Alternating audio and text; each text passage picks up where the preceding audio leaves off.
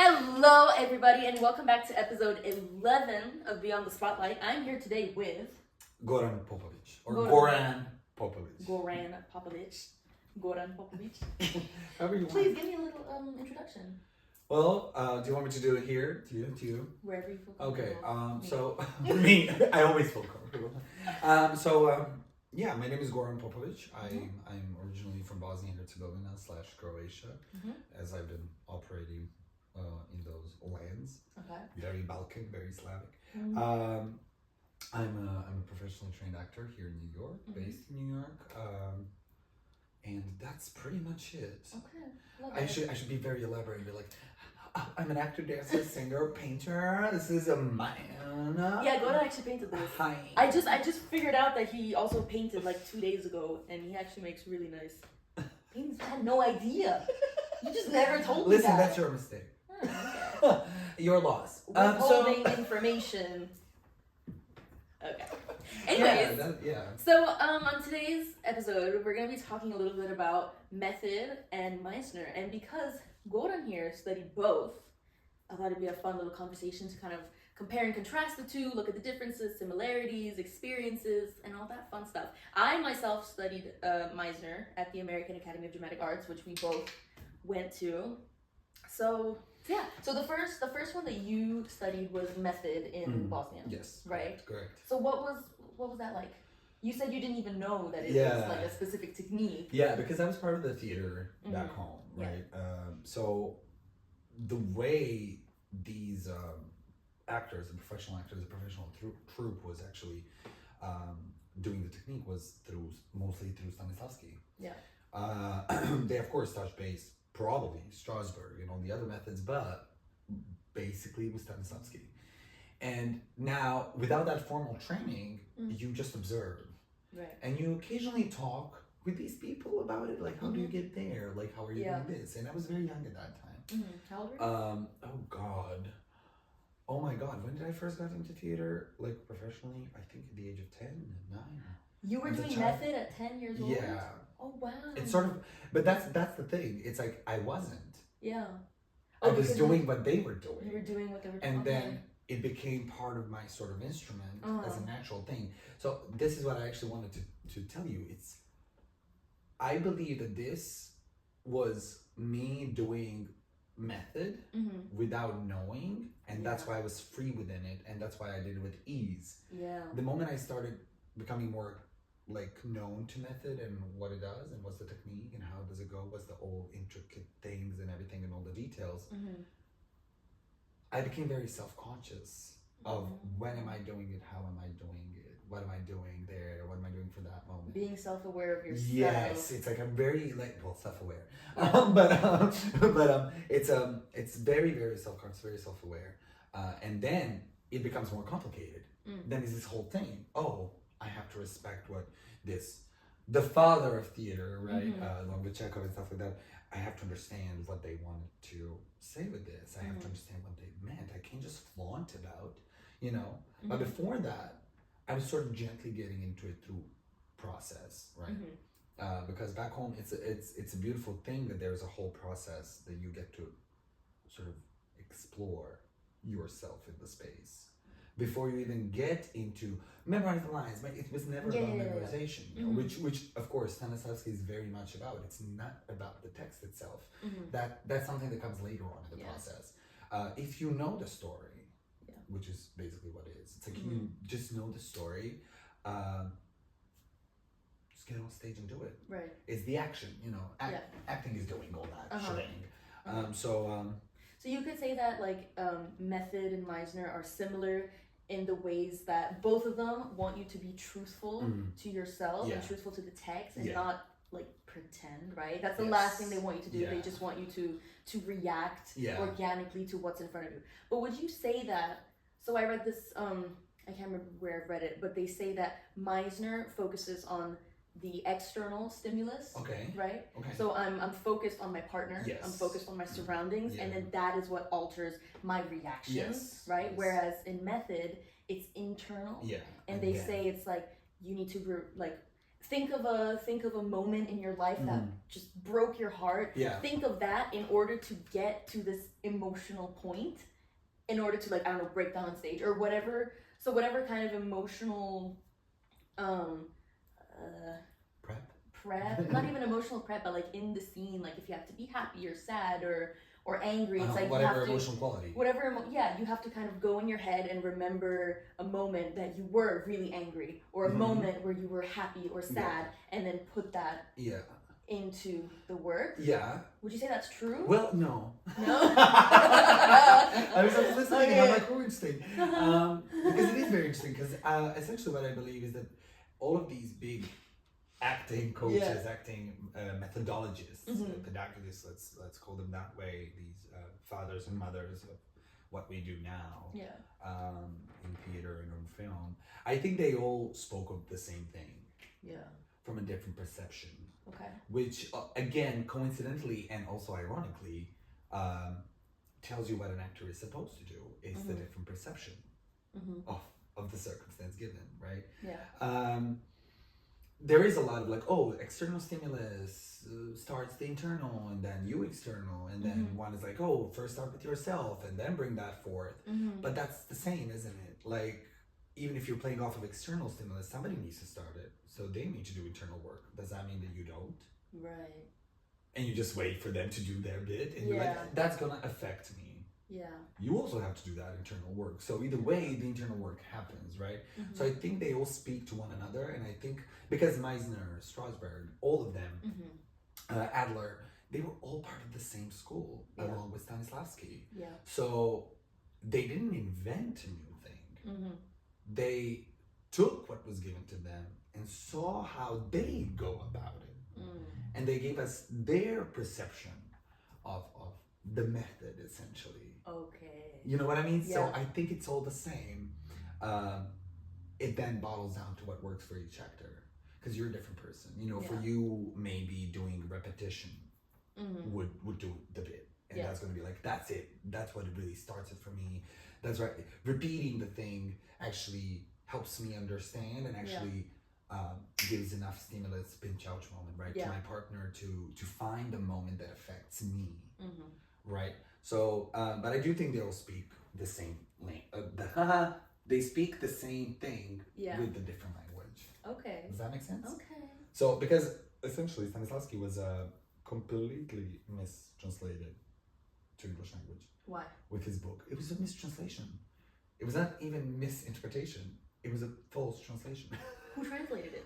I have no idea. I was like, I'm not even getting into this, because if I get into that with my linguistic self, I'm going to be like, ooh, nitty-gritty, let's see. Like, who is this person? Did you also study language literature? Yes, English language and literature, in translations. So that's why I would be like, ooh, let me translate it. And then I would get into that rabbit hole. Okay, that's a deep one. Yeah, which maybe wouldn't even be bad, because like, as an actor, maybe there's a more sense of understanding with what you said. I don't know. Maybe not. This is very wrong. I don't know.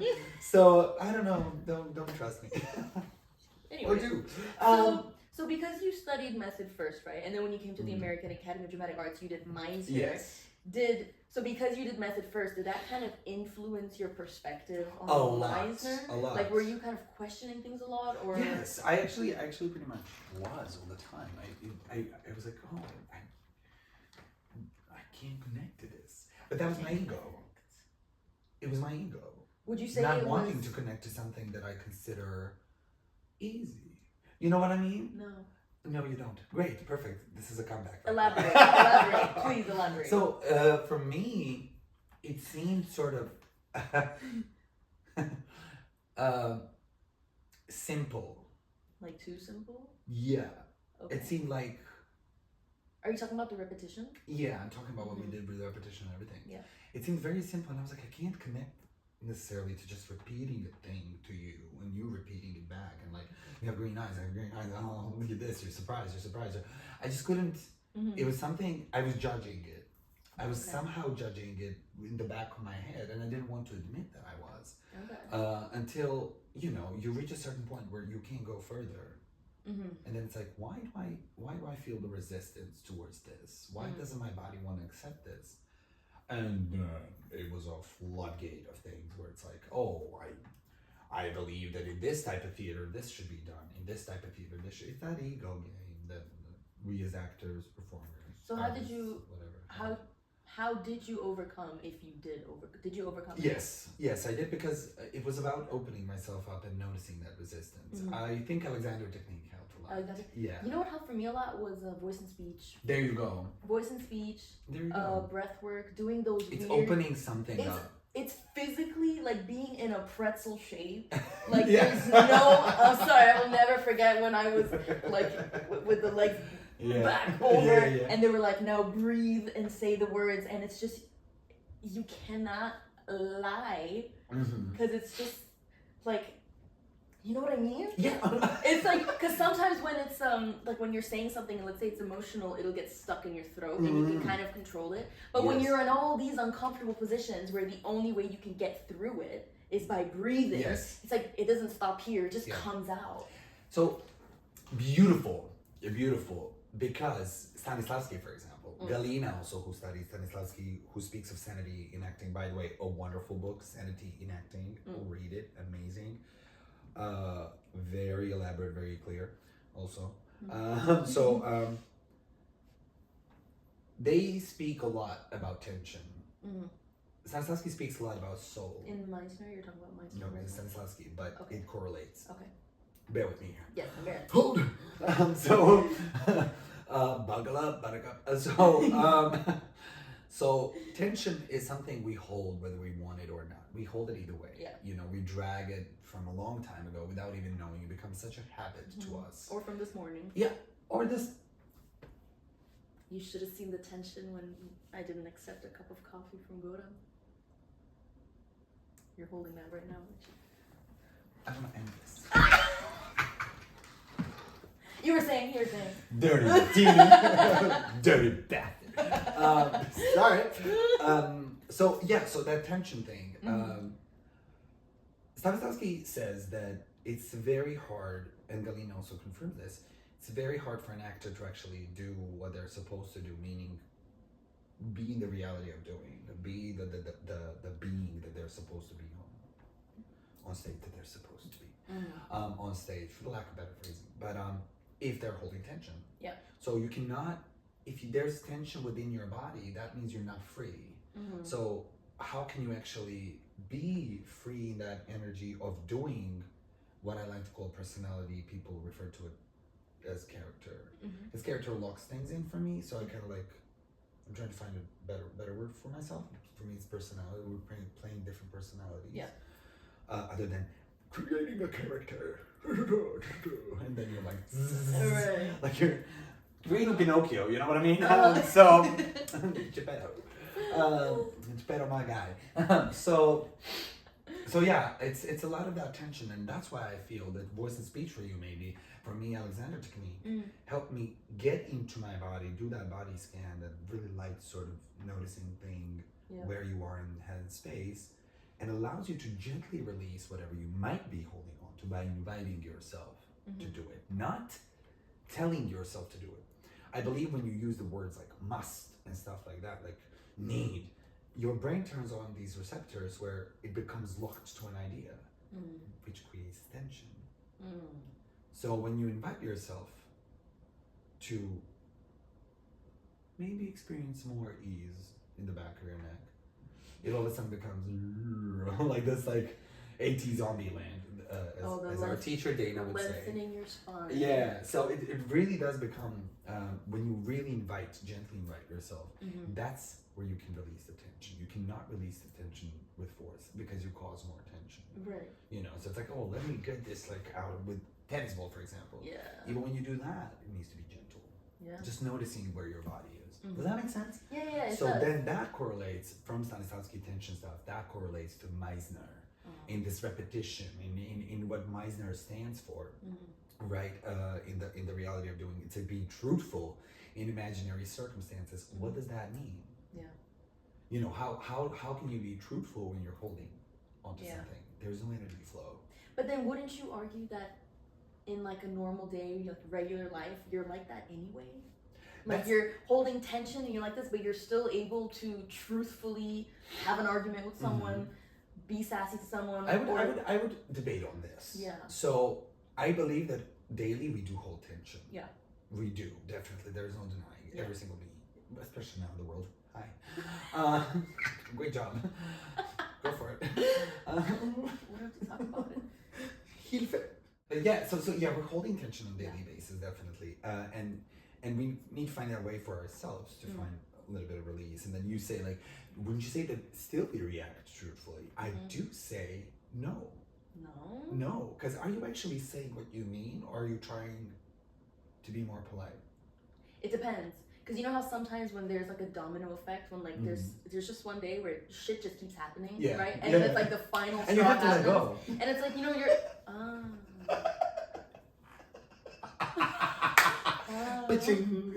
We need a bell. That makes sense because it's like all that's happening and then it's finally you just let it go and you're like, you know what? Go home. You know what I mean? Yeah. It doesn't become so. That's what I'm saying. Wow, the revelation. Because while intention, you're just trying to brush it off. You're like, okay, fine, you know. So it becomes enacting. Essentially, we're behaving. You know, and if we're doing a certain personality, a certain human being, right, trying to embody that as we are the vessels, we have this ability to really dive into a different body, a different soul, as Stanislavski would say.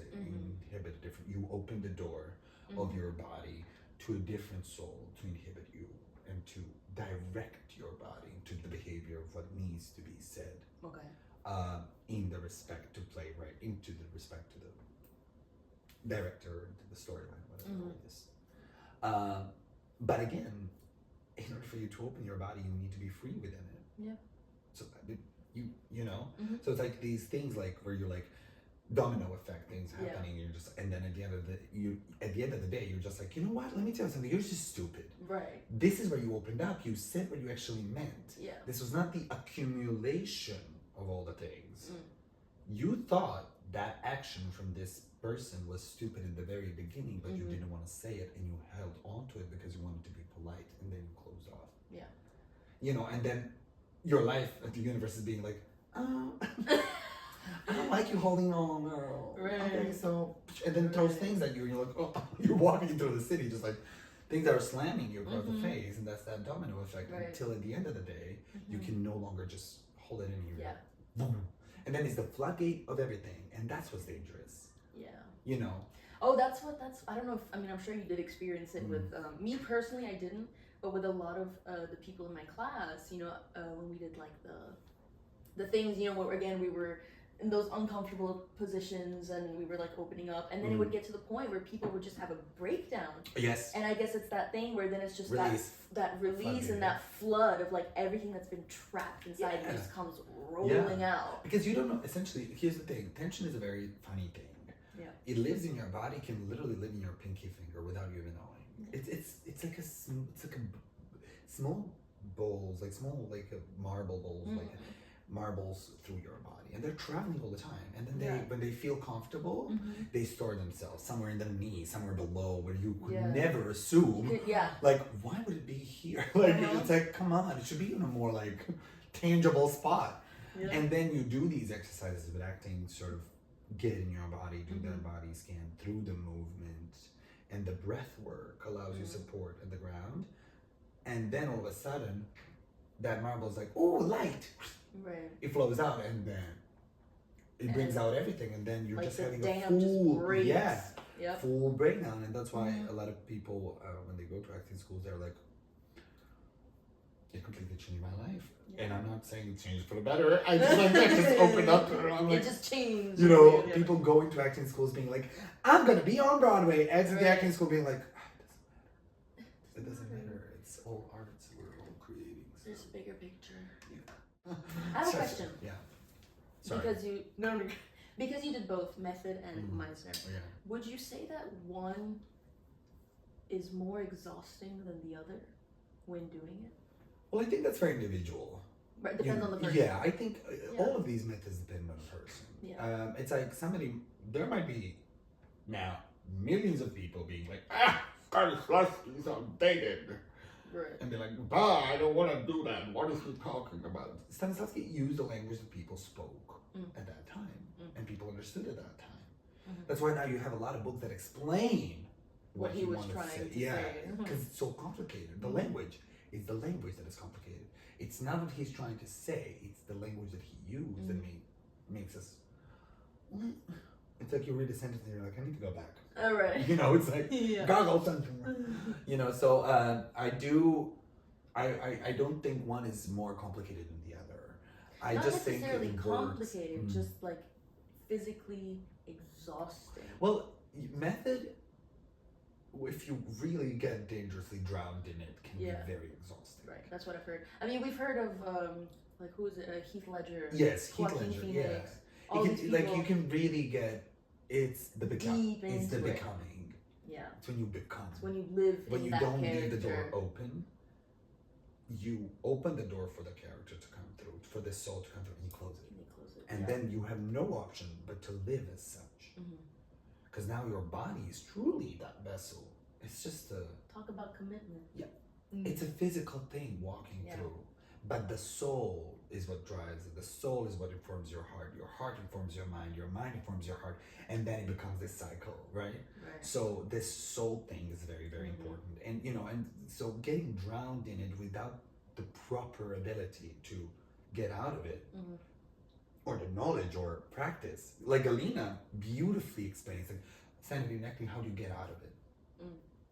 She said, meditate, pray. And I was like, whoa. Who's this? Galina. Okay. Galina, Sanity and Acting book. Again, studying Stanislavski. She's currently, I believe, in Denver. Galina, if you're watching this, hi. And if you're not in Denver, I think with the method, it's sort of trying to get yourself in that peaceful space afterwards, where you were able to cut the cord with that personality, with that soul. I want to touch base on Strasbourg as well, because Strasbourg, like now in the US specifically, he sort of gave added salt and pepper to the already existing, the system, Stanislavski's system as it was referred to, which was the method. He added salt and pepper to it, and I can't word upgraded, I don't want to use that word, but like sort of gave us another perception to it, where more people who are centered in the US understand it in a better way, you know. And they're like, Strasbourg's method, Strasbourg, they would say perfected, but then I still wouldn't say that. I would say he added his own perception to the existing method and created a different way in. Which is what? Imaginary. It's more with the imagination and the emotional stuff. Imagine the emotion, really get into that sense of like your inner being, you know, which again, a beautiful way of actually going towards it. Stanislavski sort of draws things from the back, but then Strasbourg also says you can definitely do that. Go and draw, and then mix it with magic as if, and then Stella Adler took the magic as if, which was from Stanislavski through Strasbourg. She was like, I like that, and I want to do that more. And then, you know, I think they're all telling us the same thing. It's just different perceptions of a human being. Social aspect, psychological aspect, emotional aspect, you know. Stanislavski was very soul-driven teacher. Then entering into this psychology, and then Strasbourg was like psychology, but also emotion. And then he sort of, the nitty gritty to the method. He was like, oh, this and that. He sort of dissected it for everybody. He's like, you can also do it this way. Travel emotionally, go within yourself, find that moment, imagine it, you know, live within it. And from that imagination, propel yourself into it, you know, allow yourself. But it's all of them, no tension. All of them. It's so interesting to me, even Meisner. For you, I noticed for myself, like, depending on what kind of emotion I have to evoke and like portray, I have different approaches. Absolutely. You know? Absolutely. Like sometimes if I have to be mad, I do kind of go, I guess you could say, the method way, and I think about things that have made me mad previously. You're trying to recall. Or just like things that trigger me, and I'm like, ooh. And then that's what then I'm like, I'm mad. Yeah. But if it's like happiness or something, then yeah, I kind of look at the what if, like, oh, yeah, what if this what if this person was that person, and then that's more Meisner, where it's like, yeah, you know, yeah, no, definitely, it's I think that all of us are really winging it. Mm-hmm. None of us actually know it. I think that A-list actors as well, our colleagues, let's refer to them that way, who are on more higher currently levels, present in our craft. Yeah. They're also winging it. It's not like somebody comes to set or to a play and they're like, I know what to do. No, it's like you're trying to find that moment. You're really trying to get to that specific point. I don't think that any of us know what that specific point is because it's felt. Yeah. Once we feel it, we're like, oh, that's it. Yeah. And it's gone. Yeah. And some days it works and some days it doesn't. Yes, absolutely. And it's same with the voice. Yeah. Like when you sing. Yeah.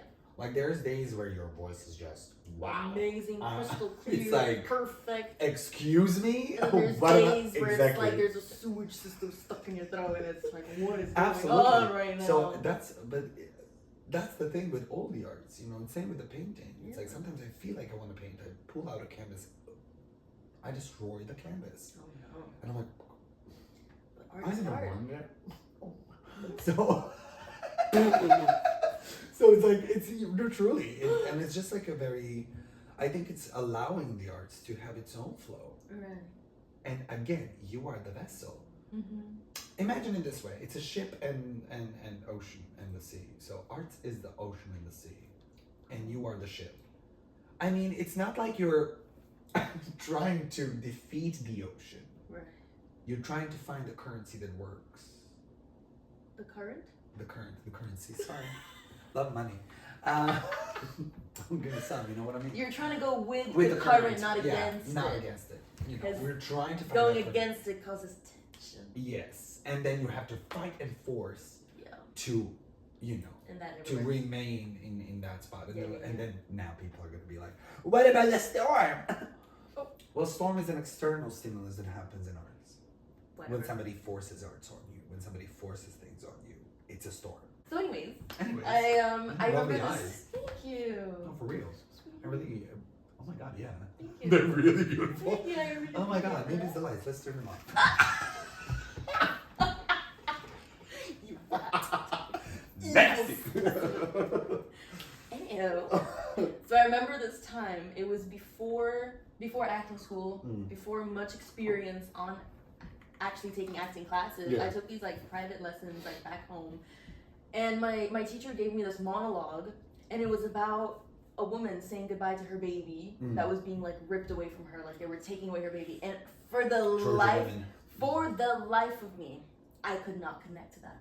I was like, I'm 17 years old. I've never experienced being pregnant. I've never experienced having a child be ripped away from me. I've never experienced that. Like, but then your director would say, well, this woman was 17 years old back in ancient Greece. Whatever. And you're like, the point is, for the life of me, I could not connect to it. As you could say, Meisner. I couldn't connect to the what if this was me. Because I didn't have that prior knowledge and all that experience before. And he was just like, just wing it. Yeah. Just wing it. Or like, he'd just be like, go to a moment that really upset you and just like bring it into this. Like, what if this was, I don't know, your hamster that was taken away from you? And I was like, he's just trying to say anything to try to get me there. But whatever, I did the monologue, and then at the end I realized, I was like, oh my god, I feel so faint right now. Because I think exhausting. It is exhausting. And I put a lot of that. What a lovely job. Energy into it. But I didn't know at the time. But I was probably not allowing the emotions to exit somewhere in my body, right? And it just completely exhausted me, and I was like, I need to sit down right now. Here's the thing, I think that's a misconception with both Stanislavski, with Strasberg, with all of them. I think it's a misconception that you need to experience this in order to do it. To live it. To live it.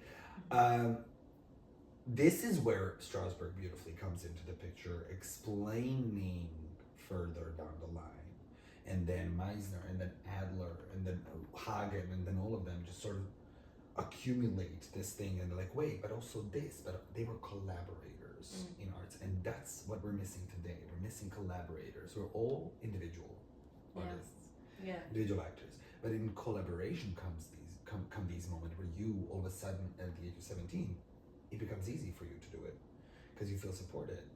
But how do you connect to it at the age of 17? And it's like, maybe it's like your hamster died, for example. Sure. No, not really.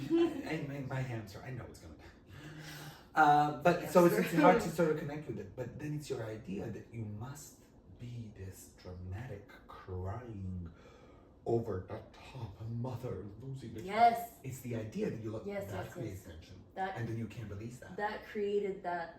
So instead of thinking how to go about it, just do it.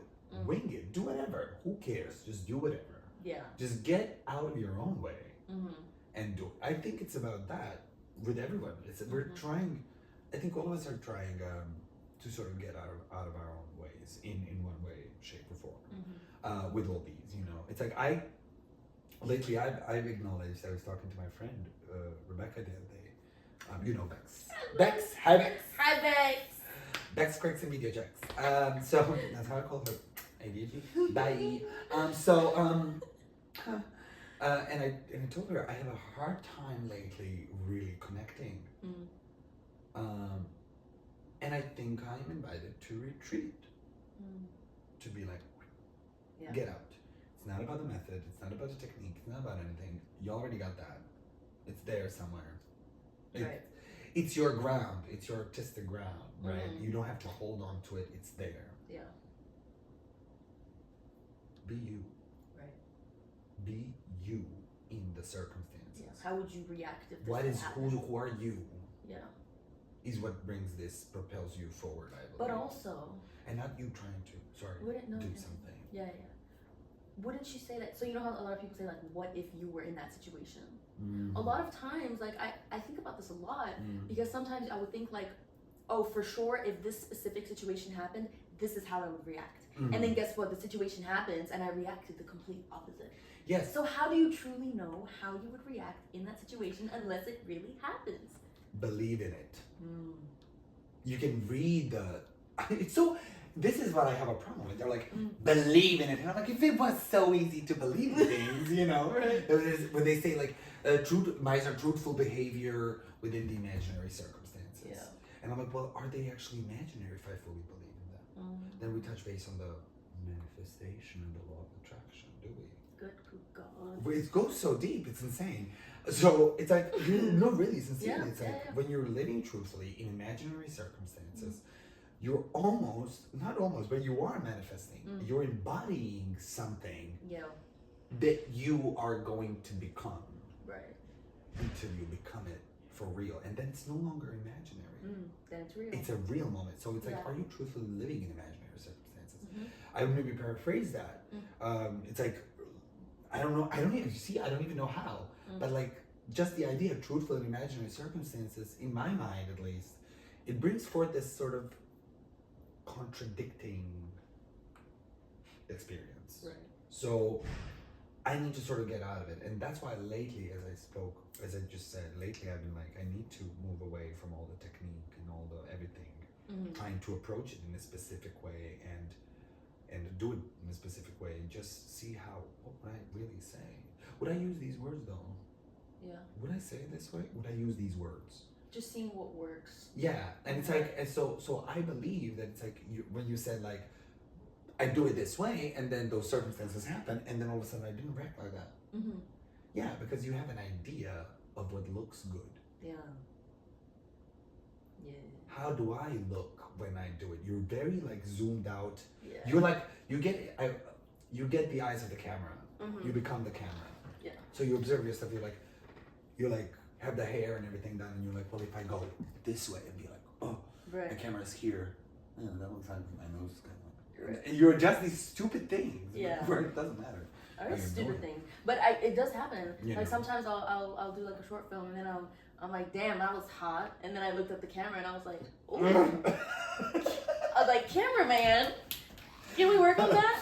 Can we have a DP losing his battery or something? Like, someone get his agent on the phone. But that's the thing. It's not. Also, filmmaking. filmmaking, so filmmaking, I full on believe filmmaking is not an actor's medium. I think it's more the filmmaking is filmmaker's medium. Right. Yeah. You know, theater is where you do acting because you're there all the time. It's the moment. You can't escape it. And it happens. It goes into the past. It's the real life. That's how your life works. But then film, you repeat. Cut, scene. They're filming your hands, and you're having this. Yeah. Or your toes, and you're having this performance of your life, and they're like, you have to be very patient with the process. And you're like, oh my god, I really felt this, and they're like, good, we were filming your feet, and you're like, amazing. The outrage, the scandal. Do you think that depending on whether you're doing theater or film, one technique is better than the other? Meisner or method? For film, for me personally. Method. Method is good. I know. Method is good. Yeah. Because it keeps you in that thing. But then you start reacting to a specific way to you waiting for your scene, and you're like, this is not how I would react. Yeah. Because you're fully submerged into this character. So when you're doing it constantly. Yeah. So now that personality of the character, right, is finding itself in circumstances that it usually wouldn't find itself in, right? When we're like, okay, cut, hold, reset, and stuff like that. Yeah. So it can be tricky. Okay. So for me personally, Meisner is much more better to sort of, especially repetition, to get into the body and be like pinch ouch moment, because you're waiting for a long time. For theater, no, for film. For theater, just exploration, just. Especially if the process is long, which I love. When the process lasts, you really get to explore yourself. Yeah. With me, with a longer process, with like a month, 2, 3 process, 3 months process, you don't have to memorize your lines. Yeah. They come to you. You know, that's often what's done. Because you're going over it so many times. Yes, and that's what he speaks of. Yeah. Do it. It will come to you. You don't need to know the line. It will come to you if you do it within the circumstances that were provided to you by the player. Do you know the story? Yeah. In creating a role, he says that. Do you know the story? Yeah. Okay, what do you know? Oh, you're in Venice. You're walking down the street with your friend. Okay, do it. Oh, but I don't know the text. Just do it. And you talk about whatever. The more you get into that reality of what the story is about, of where you are, the more you commit to that reality. Yeah. The lines follow. Yeah. You know, I had this beautiful discovery, breakthrough moment, aha moment at ADA in my first year with Maggie Lowe. I love Maggie. Megs. She mentioned daydreaming, and I was like, I do that. I didn't even know it was a thing. Wow. But then when she said that, I brought awareness to it and became aware of it. Yeah. And we were doing a scene from Golden Boy. And I was like, I'm memorizing. I need to be memorized. And I was in front of my residence on 34th. And I'm standing there looking at this building in front of me, and cars are passing by. And I'm just thinking of this like Joe Bonaparte. And I'm like, right, yeah, of course. Like I'm justifying, that's exactly what I'm doing. And I didn't even notice at that time that I was actually really deeply associating myself with him. Although he was a boxer and playing a violin and I don't. Evidently. Right. I came to class for a rehearsal, in front of class. The lines just came out. And she's like, somebody's memorized. And I was like, actually, you're daydreaming. I didn't memorize my lines. And she's like, what? I was like, she's like, okay, learning moment, everybody. Kumbaya. Yeah, let's kumbaya. Kumbaya. So what happened? And then I was like, okay. I was daydreaming, and now you gave me just this little thing for the performance, a mantra thing. Yeah. And the lines just came out, which, to my surprise, that confirmed, which is very dangerous for me. It confirmed that idea of like, you don't have to memorize your lines. Right. Actors avoiding to memorize because Jesus. Right. But yeah, so I think for theater, it's if you have the process, you're more prone to this method without even gently entering it into this emotional thing. But Meisner for me is very good for film. Okay. So yeah, thank you so much for having this conversation. No, of course, thank you. It was so much fun. Or whatever. It's what she thinks. Anyways, thank you so much for watching, guys. Don't forget to like and subscribe. Comment. And have a wonderful Share. day. And have a wonderful day, yes. Have a wonderful day. And the heart. I was just... Bye. Bye.